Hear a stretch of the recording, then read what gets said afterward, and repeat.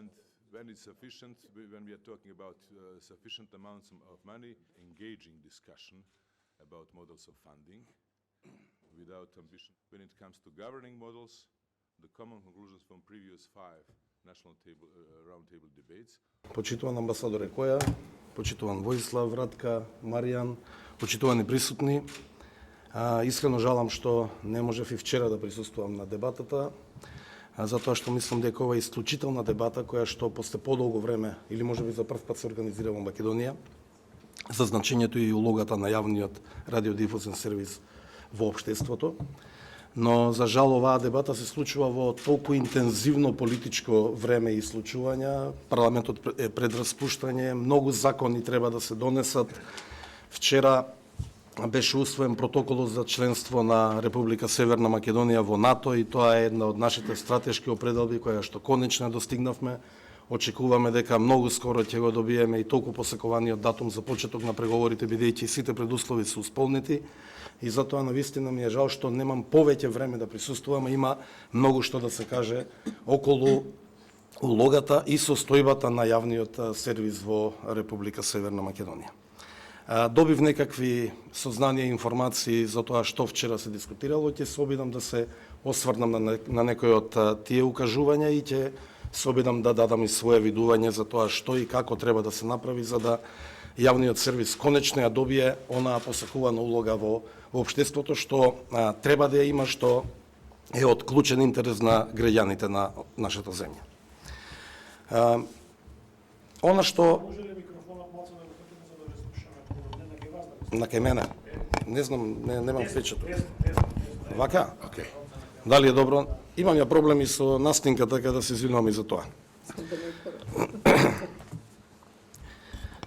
Она што јас го добив како информација дека во вчерашната дебата или дискусија преовладувале впечатоците и размислувањата околу начинот на финансирање на јавниот радиодифузен сервис. Само да ве информирам и да ве потсетам дека овој модел на финансирање беше резултат на политички и поширок општествен консензус, донесен уште за време на големата политичка криза во 2015 година, кога 4 најголеми политички партии меѓу себе разговараа за клучните отворени прашања во општеството и требаше да се излезе од таа тешка политичка криза. Едно од клучните прашања и проблеми беше состојбата на медиумите и нормално состојбата на јавниот радиодифузен сервис. Беше одлучено да се пристапи кон овој модел на финансирање од буџетот, бидејќи радиодифузната такса не ги даваше посакуваните резултати, која што до тогаш беше актуелна и дополнително предизвикуваше огромни проблеми на групи на граѓани кои што заради тоа што заборавиле или не сакале да ја платат радиодифузната такса, а голем дел од нив не сакаа да ја плаќаат, затоа што немаа доверба во јавниот радиодифузен сервис, им беа блокирани нивните сметки. Не можеа да остваруваат приходи, не можеа да повлекуваат субвенции, например, земјоделците, едноставно не можеа да функционираат финансиски и тоа предизвикуваше огромни тешкоти. Уште тогаш кажавме дека ни е кристално јасно дека овој модел не е идеален. И исто така не е ни посакуван. Меѓутоа беше единствен можен за да го премостиме периодот, за да го стабилизираме колку толку јавниот радиодифузен сервис во неговото финансирање.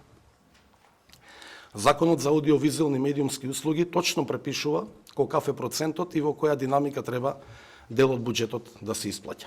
И точно е дека дел од тоа не е реализирано. Како што исто така точно дека не е реализиран и поголем дел од обврските што ги предвидува Законот за аудиовизуелни медиумски услуги. А тоа е изборот и именувањето на нови членови на Советот на МРТ и на нови членови на Советот на Агенцијата за медиуми. Само да ве потсетам, бидејќи вчера не знам колку сте имале можност да слушнете. Законот за аудиовизуелни медиумски услуги беше изработен во тој поширок консензус политички, во најголем дел, најголем процент од неговата содржина, и потоа, ми се чини можеби најголем број на дебати и дискусии на оваа тема беше допрецизиран и беше предложен во собранието многу брзо по доаѓањето на оваа политичка структура на власт. Опозицијата една година го блокираше донесувањето на Законот за аудиовизуелни медиумски услуги во собранието. Вчера овде била господјата Туровска, не знам дали некој ја праша, таа е претседател на матичната комисија каде што законот беше заглавен намерно. Една година не беше донесуван имаше над 70 на амандмани, не почнуваше расправата, немаше кворум комисијата, едноставно потребата да почнат реформите од некаде беше блокирана. Некаде при крајот на 2018 година, опозицијата се одоброволи и прифати да го пушти законот во процедура и беше усвоен. Меѓутоа беше усвоен законот, но не и остатокот што е многу битен, не беше имплементиран. А тоа е да почне процедурата за избор и именување на нови членови на Советот на МРТ, на нови членови на Агенцијата за медиуми, да се изберат новите раководства. Низ една јавна, транспарентна процедура, низ јавен повик да ги презентираат своите програми пред собраниските комисии и со двотретинско мнозинство конечно да се изберат вистински експерти кои што ќе преземат улогата и одговорноста да ги раководат овие две битни организации. Тоа не се случи. Довербата на јавноста е далеко од очекувана во јавниот сервис. Државата од своја страна, поточно владата, не направи ниту еден потек на било каков начин со присила или со политички интервенционизам да предизвика промени во раководењето и во структурите на двете организации, на Агенцијата за медиуми и на Јавниот радиодифузен сервис. Ветивме, го остваруваме ветувањето и никогаш повеќе нема да дозволиме некој политички да се меша во тоа кој ќе биде начело на Јавниот радиодифузен сервис или со политичка интервенција да се бираат или да се именуваат членови на советите на председ на Јавниот сервис, но исто така и на Агенцијата за аудиовизуелни медиумски услуги. Ова го говорам затоа што е потребно да ја знаеме целата вистина и целата приказка за тоа како изгледа состојбата денеска. Што се случува? Во последниве 2-3 години, тешко дека 3 години оваа влада ќе успее да комплетира, бидејќи изборите се пред заокружување на 3-годишен мандат, она што јас го забележувам, она што јавноста го говори, е дека има сериозно подобрување во начинот на кој што Јавниот радиодифузен сервис информира. Што е клучната улога на јавната радиодифузна институција? Пред се, објективно, професионално и во интерес на граѓаните да информира. Тоа сега се случува, во најголем дел вело. Тоа порано немаше шанси да биде ни замислено да се случува. Јавниот радиодифузен сервис во годините на така наречената заробена држава, меѓународно така дефинирана, оваа наша земја, не дозволуваше дебати никакви. Опозицијата беше исклучена од програмите. Не известуваше за клучни јавни настани од јавен интерес што опозицијата ги пренесуваше. Например, пресконференциите на прислушуваните материјали, кои што потоа придонесоа за тектонски пореметувања во оваа земја и за откривање на многу криминални и коруптивни дејства. Да не сакам да навлегувам и понатамо, непријатно е чувството и навраќањето на периодите кога Јавниот радиодифузен сервис на некој начин ги поттикнуваше граѓаните да упаднат во собранието на 27 април. Кога за среќа се случи спас на демократијата, за жал можеше да се случи колапс на демократијата во оваа земја. Од тогаш натаму, без никакво политичко или било какво друго влијание. Еве го тука е директорот на телевизијата, не знам дали има уредници, нека дојдат и новинарите, нека дојдат сите и нека ја кажат вистината. Јавниот радиодифузен сервис е ослободен од политичко влијание. Ослободен од центрите на моќ. Никој не се меша во уредувачката политика. На крај памет не ни е на владата и на незините институции или представници тоа да го правиме. И ова е репер и основа никогаш повеќе да не помисли некој тоа да го прави. И затоа се потребни вистински експерти и познавачи на работите за да дојдат и да ја преземат улогата на раководење на Јавниот радиодифузен сервис. Денеска имате дебати по сите основи. Денеска се сите присутни на програмите на македонската телевизија. Во програмата на политичката партија што ја предводи владата, а сега и во владина програма е ставено дека кога се носи буџетот, обврски имаат премиерот и министерот за финансии пред Јавниот сервис во каква сакаат обмислена дебата од нивна страна да го бранат донесувањето на буџетот. Во оваа земја беа пратеници бркани од собрание заради тоа што некој сакаше швейцарски буџет да носи. Ги спомнувам траумите од минатото, бидејќи мораме да знаеме од каде излеговме и што да очекуваме во овие кратки или подолги рокови. Сега имате се. И така треба да биде. Последниот бастион на некаков отпор кон перспективите на државата остана Македонското радио. Тамо, за време на референдумот, продефилираа сите најтврдокорни ликови кои што сакаа крв да се пролее за да не се случи перспективата на Македонија. Тамо кога Франција стави вето на почетокот на преговорите, поточно председателот Макрон, имаше вечер на француски шансони. Ви кажувам дека се уште постојат некои чудни центри на влијание и на отпор на нормалното информирање и на нормалната програмска содржина што треба да ја нуди јавниот сервис. Она што владата го прави, а тоа е целосно ослободување на било каква политичко влијание или притисоци врз начинот на информирање и ја овозможуваме клучната улога на јавниот радиодифузен сервис објективно, професионално, навремено, точно и прецизно да ги информира граѓаните. Да, има потешкоти околу финансирањето. Сега вие гледате едната страна на медаљата, оние што сакаат да ја видат финансирањето, другата никој не ја спомнал. Изборот на новите структури, затоа што тие со двотретинско мнозинство треба да бидат избрани. Пазете колку законот предвидува општ политички консензус, што е логичен и потребен, за да нема тука наметнување на едно или друго влијание. Точно е дека во овие 2 години делот што е додаток предвиден и раст за секоја година не е префрлен. Меѓутоа точно и нешто друго. Дека овие 4 години имавме 4 изборни циклуси. Локални избори, референдум, председателски избори, предвремени парламентарни избори. Точно и нешто друго. Дека државата треба да врати оваа година околу милијарда евра долг од претходните структури, кои што овдека градеа импозантни споменици и трошеа граѓански пари.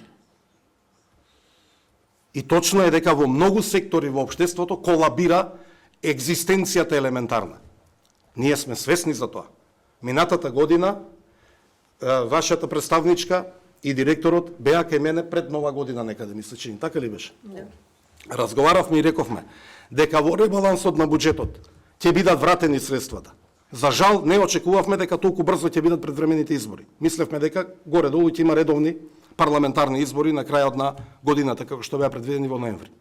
Меѓутоа, ви гарантирам дека после изборите со ребалансот на буџетот ќе биде надоместено на марата она што како процент согласно новиот закон се уште не е префрлено. Јас тоа го кажав и тогаш.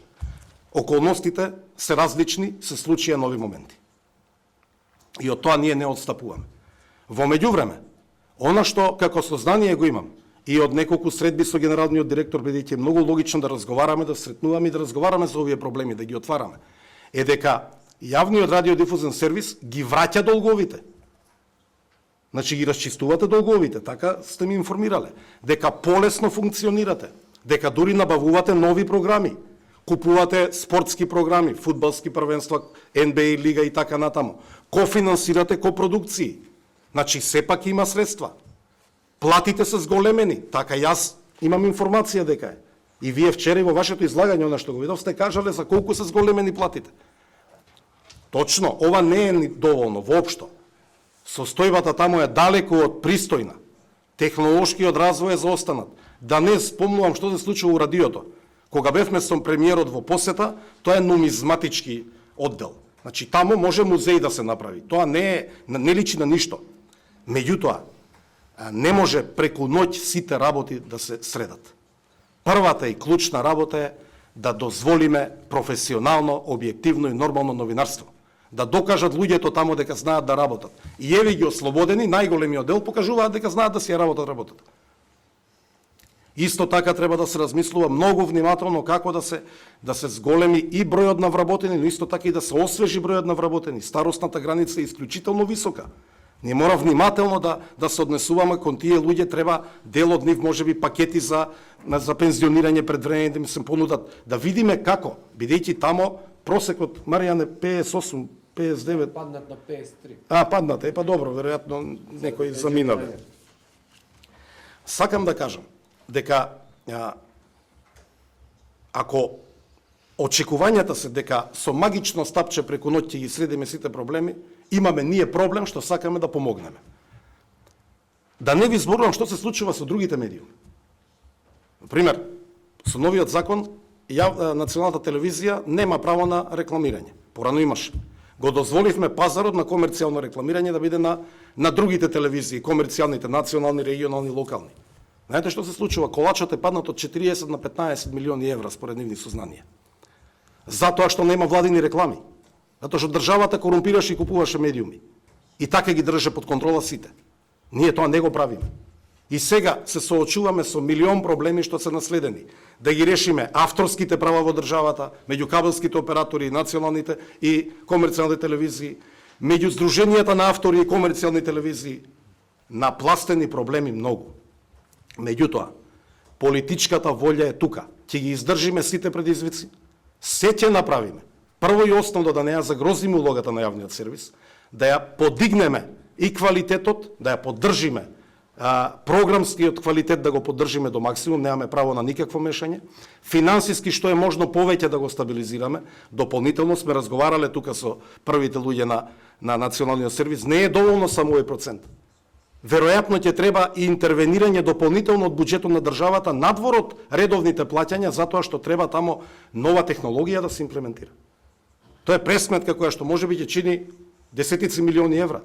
Тоа државата мора да го обезбеди. Ако сакаме да влеземе во времето на дигитализација, на современо комуницирање и едноставно да имаме јавен сервис кој што е адекватен на европските радиодифузни системи. И тоа е нашата посветеност. И од тоа не отстапуваме. Ама во земја која ги решавате сите проблеми за 3 години, која се е на куп и која сите бараат пари, е многу тешко сите да ги задоволите. И уште една работа само да ви кажам, каквов ни е амбиентот, еве сега имаме, веројатно некои од вас читаат, во Словенија, во словеничките медиуми, некои наши се објавуваат такви афери, дека некој од надвор импутира милиони евра овде во медиумите, разноразни, околу 2,5 милиона евра се спомнуваат за да се сруши оваа влада и за да се контролираат медиуми. Обидот за контрола на медиуми не е прекинат. Ние се бориме против сите тие што сакаат да стават контрола врз медиумите.